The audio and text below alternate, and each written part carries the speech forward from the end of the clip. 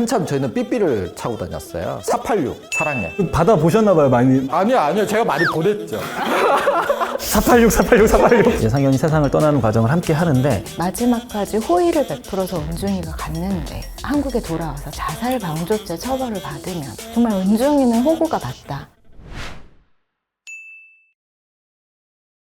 광화문 변호사들의 법과 문화 이야기 로앤컬처 로컬 수다입니다. 반갑습니다. 안녕하세요. 저희가 이번에는 넷플릭스의 화제작이었던 은중과 상현을 저희 변호사들이 다 보고 왔고요. 한번 리뷰를 해보려고 합니다.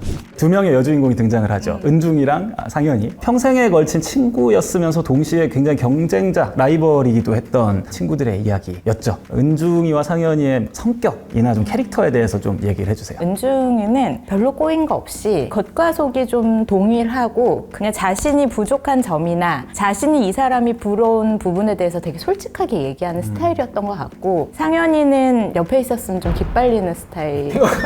오빠에 대한 약간의 피해의식 내지는 열등감 이런 것들이 있었던 것 같고, 또 크면서도 내내 은중이에 대한 뒤틀린 열등감 내지는 어떤 부러움을 조금 왜곡된 방식으로 표현하는 성격이었던 것 같아요. 살면서 본 적은 있었지만 끝끝내 친해지지 못했던 성격이다. 극 중에서 보면 국민학교 시절부터 친구로 지내면서 꽤 오랜 시간 떨어져 있다가 대학교 때 다시 만나죠. 어느 정도 시기에 해당을 할까요? 은중과 상현이 01학번이고 천상학이 97학번이었거든요. 제가 97학번이라서 너무 정확히 알고 있어요. 아, 이게 딱 내 학번 때 얘기구나. 보증이 가능한. 네. 한참 저희는 삐삐를 차고 다녔어요. 그래서 삐삐 치면 막 486 사랑해. 4 해서 4, 8 랑 해서 486 어머. 이랬던 시절이었어요.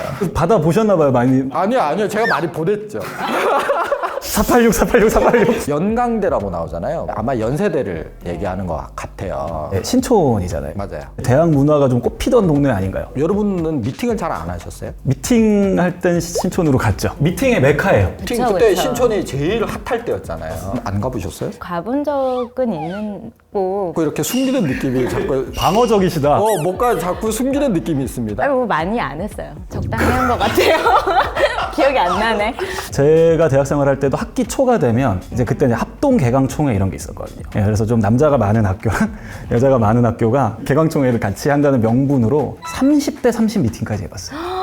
박정현 변호사님 많이 해보셨잖아요. 저희 학교에서 연세대 가려면 142번을 타고 가거든요. 갈 때는 청운의 꿈을 안고 가. 아, 오늘 정말 좋은 친구를 만나야겠다. 가면 이제 3대3, 4대4 막 이렇게 했거든요. 분위기는 제가 다 띄웠어요. 띄우면 꼭 끝에는 저렇게 잘생긴 민영이 같은 애가 조용히 있다가 자기 혼자 메이드 돼서 나가. 그리고 나는 혼자 142번을 타고 다시 돌아와. 어떡해. 다시는 내가 미팅을 안 나가겠다. 내가 굳이 분위기 띄우고 이게 뭐 하는 짓이냐.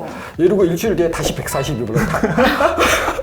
엣지 오브 투모로우라고 외계인과 싸우다가 죽으면 톰 크루즈가 다시 옛날로 가서 발전해 나가면서 외계인을 물리치는 영화가 있어요. 저는 그때 당시에는 발전이 계속돼야 되는데 죽고 돌아가고 죽고 그 오프집에서 돌아가고. 그런 경험이 좀 많으셨군요. 아픈 과거네요. 이 드라마를 보니까 저희가 법적으로 해볼 수 있는 얘기들이 좀 많았던 것 같은데, 두 친구가 엔터테인먼트 업계에서 영화 제작을 같이 하면서 생기는 뭐 기획 가로채기, 이 부분은 사실 방세희 변호사님의 전문 분야잖아요. 기획이나 이런 것들을 가로채는 게 드라마에서 한 2번 정도가 나와요. 첫 번째가 은중이랑 주감독이 굿맨이라는 영화를 이제 처음부터 기획을 하고 3부까지 사실 집필을 하는데, 주감독이 당연히 메인 감독이 될 거라고 예상을 했지만 그게 경감독으로 교체가 되고, 그리고 이제 원래는 단독 PD가 될 줄 알았는데 은중이 그게 이제 공동 PD가 되죠, 상현이. 그리고 두 번째 사례는 청춘 멜로라고 하는 이 드라마 역시 은중이랑 주감독이 같이 이제 기획을 해서 만들어가고 있었는데, 이번엔 주감독이 사실 배신을 때리죠. 주감독이 이 청춘 멜로라는 그 기획을 상현이와 함께 이제 가지고 가게 되는 사안이고, 결론적으로는 은중 입장에선 둘 다 이제 뭔가 뺏긴 상황인데 뭐 할 수 있는 게 없나? 법적으로는 이게 어떻게 좀 해결할 수 있는 방법이 있나요? 구체적인 계약 관계를 저희가 이제 드라마를 보면 모르니까 그 대사들을 통해서 몇 가지 예측해 볼 수 있는 것들이 있긴 하더라고요. 뭐 예를 들면 주감독이 맨 처음에 굿맨 집필 뺏겼을 때 내가 집필료 반환하고 시나리오 다시 회수하면 안 되냐 뭐 이런 얘기를 해요. 이제 은중이 뭐라 그러면 원작이 있어서 안 되는 거 아시잖아요. 뭐 이런 식으로 얘기를 하거든요. 그런 대사를 통해서 예측을 해보건데, 굿맨은 아마 원작에 대한 한 건은 은중이 소속되어 있는 JD 엔터가 아마 가지고 있을 가능성이 크고 이 JD 엔터가 주감독한테 집필에 대한 계약서만 작성을 했을 가능성이 커요. 그래서 이 원작에 대한 시나리오를 써라. 그 대신 집필료를 주겠다. 근데 이제 가장 중요한 건 그 시나리오에 대한 권리는 아마 JD 엔터에게 귀속되는 식으로 계약서가 써져 있을 가능성이 있을 것 같아요. 그러면 어쩔 수 없죠. 사실 청춘멜로도 마찬가지예요. 특히 이제 은중 같은 경우에는 그 엔터에 소속되어 있는 PD잖아요. 업무상 만들어진 창작물 같은 경우에는 법인의 귀속이 되게 됩니다. 특약이 없는 한. 그렇게 된다고 하면 법적으로 이제 사실 그건 다투기는 쉽지 않다. 상현이가 은중이한테 가서 계약서를 줬었잖아요. 너랑 나랑 공동으로 했으니까 얼마 이렇게 나눠 갖자 그랬더니 그거를 은중이가 쫙 찢어버리잖아요. 그러니까 은중이는 제가 봤을 때는 참 돈 욕심이 없어. 150억짜리 건물을 준다는데 왜 그걸 왜 안 받아? 천상현이 죽고 그게 증여가 안 돼 있고 천상현 이름으로 돼 있으면 아버지가 내 거야. 아버지가 다 재산 가져가는 거예요. 왜 은중이는 그걸 다 계산을 안 하고 그냥 내가 싫어. 그러니까 돈 은중이가 욕심이 약간 없어. 욱하는 성격이 있는 것 같아요. 네. 특히 그 계약서 앞에서. 그러니까 착 찢잖아. 그래서 저희가 이거 드라마 그 댓글 관련된 것 중에서 그래서 보다 보니까 은중이는 너무 호구 같다. 사실 대학생활 때도 남자친구를 한번 뺏길 뻔하잖아요. 그 은중이 그 상학 선배 남자친구죠. 군대 갔을 때도 기다려주잖아요. 소위 이제 말하는 고무신 어플이죠. 그렇게 기다려줬는데도 나중에 상현이한테 이제 뺏길 뻔하면서 헤어지잖아요. 근데 상현이 입장에서는 알고 보면 상현이가 먼저 좋아했어요. 고등학교 때부터. 그 인연이 좀 더 깊죠. 그 상학 선배하고. 그래서 이런 케이스는 어떤 것 같으세요? 예전에 내가 먼저 마음이 가지고 있었던 건 일방적인 거잖아요, 사실. 은중이랑 상학 선배는 둘이 이제 쌍방으로 잘 만나고 있었고. 근데 제가 상현이를 변호하려는 건 아닌데 2대1로 너무 많이 만났어요. 그건 맞아. 근데 약간 이게 클리셰예요. 친구의 친구를 사랑했네. 이거 너무 많았어. 노래하신 거예요, 지금?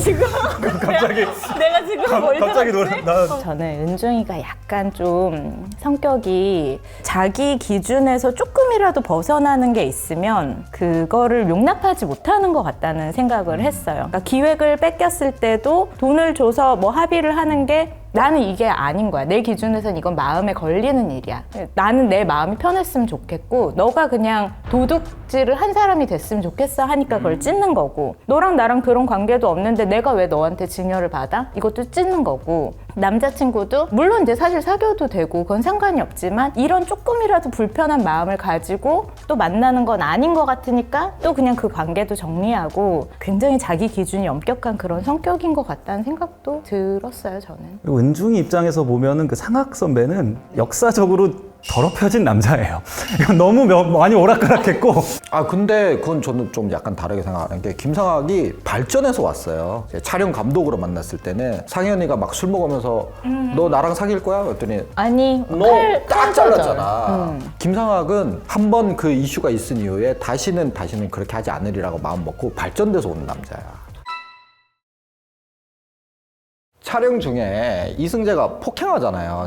이승재가 그 유명한 걸로 나오는 배우. 네, 극 중에서 이거를 이승재가 폭행을 했는데 맞은 사람이 가서 사과를 하라. 나중에 나 몰라, 나 안 찍어 이러니까 이제 현실에도 이렇게 되면 요즘 같은 세상에서 사실 그런 이슈들이 많이 기사화되고 이래서 갑질 논란 이런 얘기들로 많이 나오지 않나요? 바로 매장이죠, 이건. 영화를 하나 제작하는데 정말 많은 사실 비용이 들고 이해관계자들이 정말 많고 투자사들이 이제 이 영화의 뭐 감독이라든지 내지는 이 배우의 티켓 파워 이런 것들을 보고 사실 투자하는 경우들이 있어요. 그러다 보면 이런 이제 좀 불미스러운 일이 생겨도 좋게 합의하고 다시 재촬영에 들어가는 방식을 다들 선호하다 보니까 그 방식이 결코 정의롭거나 옳은 방식은 아니지만 그렇게 가는 경우들도 있다. 근데 이제 문제는 사실은 뭐 사과를 하고 해도 촬영장으로 끝끝내 안 돌아온 경우가 진짜 사실은 문제인 거죠. 그럼 어떻게 해야 돼요? 배우를 교체를 해야 되나요? 보통 요즘에 드라마나 영화 출연 계약서에는 일종의 이제 사회적 무리 규정 이런 것들을 두거든요. 그래서 계약 기간 동안 내지는 뭐 계약 전후로 출연하는 배우가 뭐 폭행이라든지 뭐 마약이라든지 이런 이제 사회적인 무리를 일으키는 행위를 할 경우에는 뭐 위약벌 내지는 뭐 계약 해지, 뭐 손해배상 이런 어떤 규정을 두고 있어서 정말 마지막까지 해결이 안 된다고 한다면 제작사 입장에선 소속사의 책임을 묻는 네, 건가요? 소속사와 배우가 보통 이제 연대로 같이 들어가니까 뭐 계약 해지 내지는 손해배상 청구하고 뭐 다른 이제 배우로 교체를 해서 재촬영하는 경우도 있을 수 있겠죠. 네. 근데 이제 그런 경우는 이제 영화 출연 계약서, 뭐 촬영 계약서에 이제 앞으로 그런 일이 발생했을 때 이렇게 위약벌 책임을 묻겠다라는 거잖아요. 근데 제가 최근에 자문했던 건 중에는 연예인들의 이 과거 학폭 사례들이 밝혀지는 경우에 대해서 자문하면서 애초에 처음에 계약한 전속 계약서에 과거의 학폭이 나중에 밝혀지거나 이걸로 형사사건화가 되거나 하는 경우에 계약을 해지할 수 있다거나 그 소속 연예인에게 위약벌을 청구할 수 있게 하는 그런 전속 계약서도 좀 봤었거든요. 이런 계약 그런 규정도 좀 유효한가요? 그러니까 뭐 위약벌 규정이 진짜 뭐 사회상규에 반할 정도로 어마어마하게 크지 않는 한 기본적으로는 유효하고 또 요즘 같은 경우에는 좀 필요한 규정이기도 하죠, 사실은. 왜냐하면 소속사 입장에서는 상대방 배우 뭐 내지는 이제 아티스트의 말만 믿고 이제 여러 가지 투자를 하게 되는데 요즘은 학폭 이런 게 터지면 정말 큰 이슈가 되고 그렇기 때문에 이런 규정은 많이들 넣고 유효하게 받아들여지고 있고 그렇습니다. 그럼 은중과 상연에서 이 끝까지 뭐 촬영장 복귀 안 하려고 병원에 막 들어 누워서 있었던 이 이승재 배우 역할 같은 경우에는 그런 계약이 없었나 보네요. 표준 계약서들이 있어요. 표준 계약서를 쓰는 소속사들이 있고 표준 계약서를 안 쓰는 소속사들도 있는데 표준 계약서에는 사실 그런 게 다 들어가 있지는 않고요. 요즘의 소속사들은 그런 것들을 넣고 근데 소속사 입장에서는 그런 규정이 있다고 하더라도 그 티켓 파워 있는 유명한 배우를 바로 잘라내기는 쉽지는 않겠죠.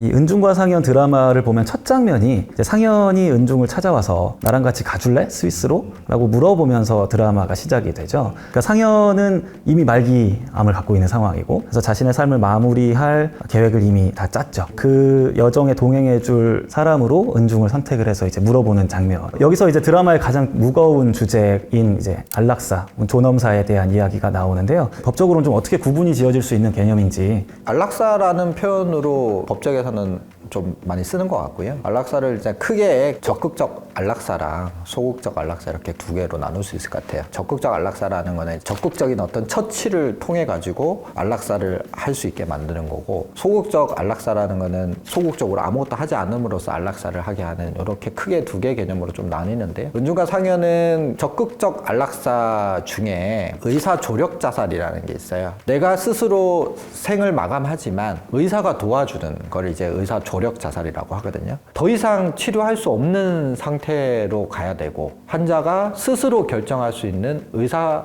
결정권은 있어야 되고 의사가 도와주긴 하지만 약물은 스스로 주입하는, 그 은중과 상연에서 마지막에 보면 상연이 이 밸브를 본인 스스로 이거를 돌려서 내가 생을 마감한다라는 의사를 직접 하잖아요. 그리고 카메라로 찍잖아요. 이 카메라를 찍어서 경찰서에 제출하거든. 이런 식으로 진행되는 게 의사 조력 자살이라고 보면 됩니다. 우리나라 형법상으로는 의사 조력 자살이라고 해도 그거는 자살 방조죄 해당이 되거든요. 그 의사들이 처벌이 되는 거죠. 그렇죠. 의사들이 이제 자살을 방조했다라는 해서 자살 방조죄가 되는 거죠. 외국에서는 인정을 하고 있는 추세인가요? OECD 국가들 중에서는 점차 이걸 허용해주는 추세들이 지금 많아요. 그래서 우리나라도 약간 그런 쪽으로 가야 되는 거 아니냐라는 메시지를 좀 묵직하게 던진 게 아닌가라는 생각이 듭니다. 적극적 안락사를 인정하고 있는 나라들도 있더라고요. 그렇죠. 네덜란드라든지 벨기에, 룩셈부르크 그런 데 같은 경우에 적극적 안락사, 의사 조력 자살 모두 이제 법적으로 허용을 하고 있는 나라들이기도 하고, 사실 스위스는 적극적 안락사는 허용하지 않고 방금 말씀해 주셨던 의사 조력 자살의 경우에만 이제 허용을 하고 있고,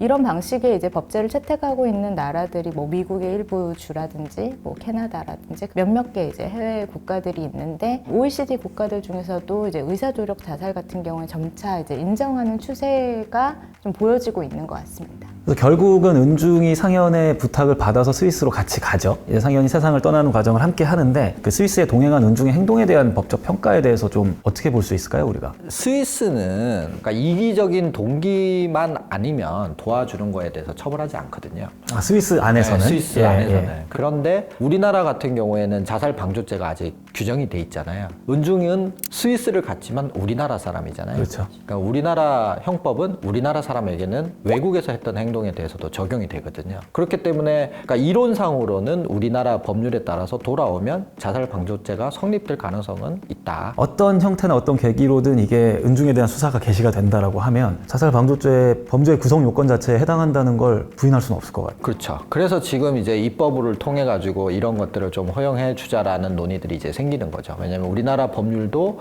이제 스위스나 이런 다른 국가와 마찬가지로 그런 자살방조죄 이런 것들이 성립되지 않도록 하는 게 법적으로도 필요하다. 이렇게 좀 말씀을 드릴 수 있을 것 같아요. 근데 만약에 진짜 마지막까지 호의를 베풀어서 은중이가 갔는데 한국에 돌아와서 자살방조죄 처벌을 받으면 정말 은중이는 호구가 맞다. 그래서 상현이가 150억짜리 건물을 준다고 한 거예요.